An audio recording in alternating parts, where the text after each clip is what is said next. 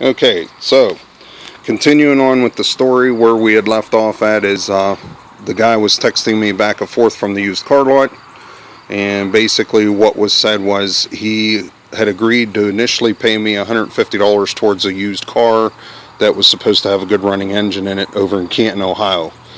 On our way over to Canton, we were going to stop by the car lot, pick up the check, and go over to Canton and look at this car that had been wrecked, but it was supposed to have the good D-Series engine in it, transmission, supposed to be able to hear it start and run. On our way over to the car lot, about 40 minutes into our drive, the owner called me back and said, don't bother coming and get the check. Told me to pound salt, and that he thought about it, and I bought the car as is, and that was the end of that.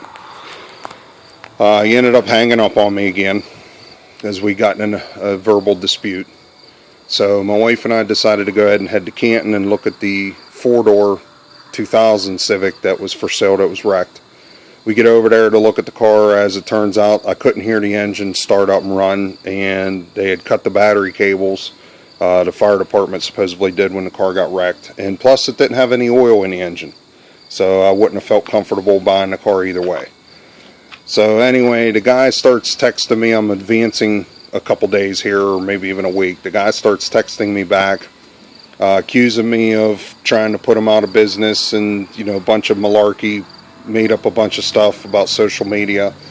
He's just basically trying to find every excuse he can to get out from making this situation right. Kept calling me a liar, said there was nothing wrong with the engine. That was talked about in the phone conversation, which I put that in that first video or the second video. I don't remember which one, but you could clearly hear the rod knock. The guy swears up and down there's nothing wrong with the engine. I told him that I had to buy an engine for $450. It was used. I got to hear it run before they pulled it out. And I, at that point, had the car here, and it was all tore apart, and I was in the process of changing the engine over. I said, listen, if you don't want to pay for half the used engine, you can come and have the car towed to a shop of your choice, have it fixed, so that I can just pick it up where it starts, runs, and drives, and then my son has his car that he paid for. The guy said no. So then the second offer I made was he could buy the car back off me for what I have in it now. He said no.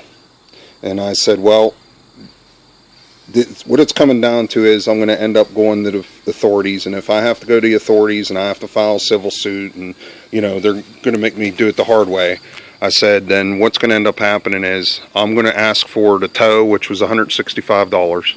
I'm going to ask for the labor, which is $400, and then I'm going to ask for the price of the engine, which is $450.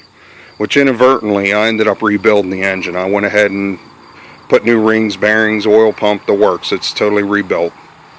On a side note, while talking about this car, Nick had told me when I bought it that they do some kind of like a 200-point inspection or something on it, where the car's supposed to be totally, in good condition, and if there's any problems, they'll list it, and they'll tell you about it. Well, let me tell you, folks, I got a pile of parts sitting on the ground over there. Drums for the rear, shoes for the rear, hardware for the rear, rotors for the front, pads for the front, cracked exhaust manifold. It welded the exhaust to the catalytic converter, welded it to the muffler. It was all one piece from front to rear.